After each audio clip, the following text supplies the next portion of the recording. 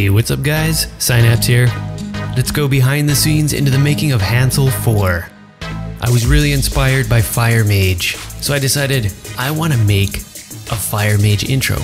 Turns out that Hansol was working on a movie of his own called Hansol 4. I said, hey, I have an idea for an intro, and he said I was actually going to ask you for an intro for Hansol 4. And in case you're wondering, why is there a creeper in the background while I'm editing this? He's just checking it out, wants to see what's up. Creeper's gonna creep, right? Creeper versus Hansol.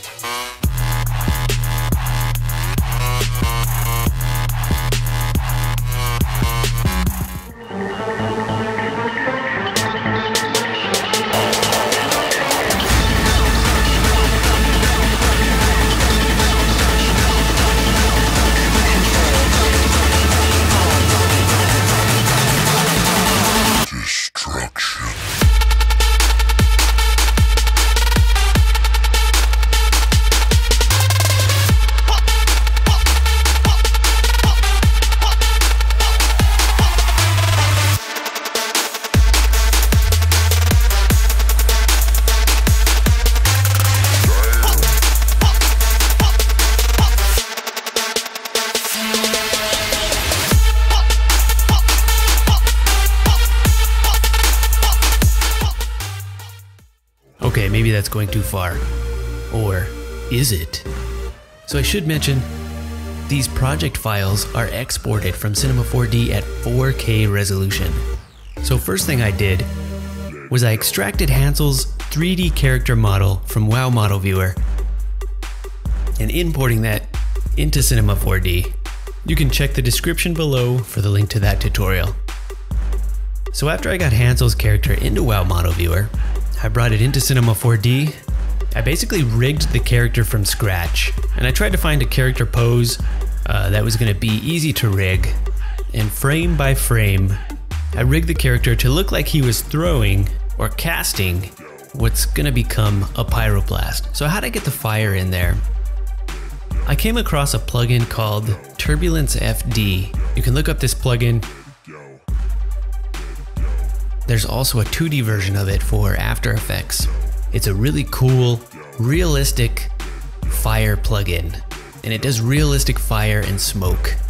It's really awesome. So I'm not going to show you too much about Turbulence Fd here. I just wanted to mention it and let you know this is the first time I've used this plugin, and it's really cool. I hope to use it again for more intros. So basically I placed an object in Hansol's hand and I added the fire to it to try to make it look like he's casting a pyroblast. So for the character rigging, I plan to do a tutorial on character rigging, and I'll be working on that in the future. Now speaking of upscaling, I did have to upscale the textures that were exported from WoW. So the textures are basically the pattern that's on the gear.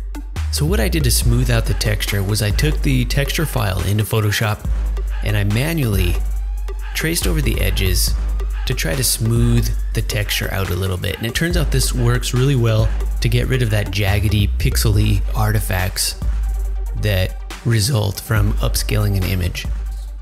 So let's take a look at the workflow in Adobe After Effects. After all of these files are exported in 4K resolution from Cinema 4D, I bring them into After Effects. What I'm gonna do in After Effects is I'm gonna adjust the color, the brightness.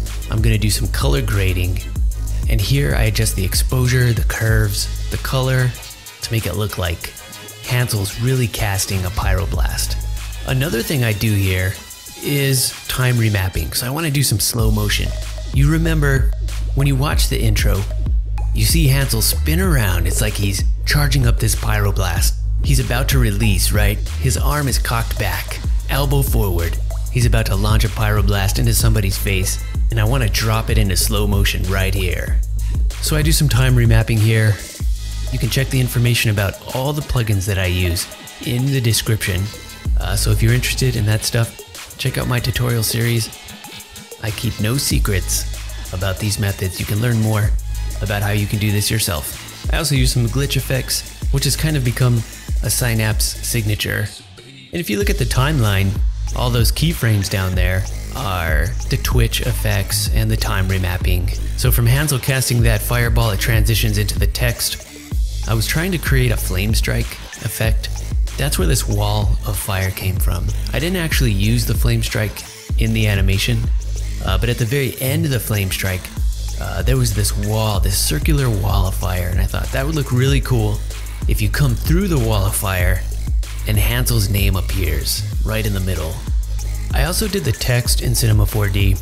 I got a really rugged looking text and kind of a metallic stone looking material. Modified the texture of the text a little bit by selecting these ridges in the text and applying a lava texture, and I just simply drag and drop a new texture to that selection. And that gave the text kind of like it was burning on the inside, or like some pieces have been chipped off and it was melting and like smoldering. Thanks for watching this behind the scenes. If you want to see it get more views, the best way to support it is to share the video. If you guys want to see more of this stuff, please subscribe to the channel and check out my editing tutorial series where I go over some of these methods in more details. If you have a tutorial that you want to see next, let me know in the comments. Thanks for the support, guys. See you next time. Good luck and have fun.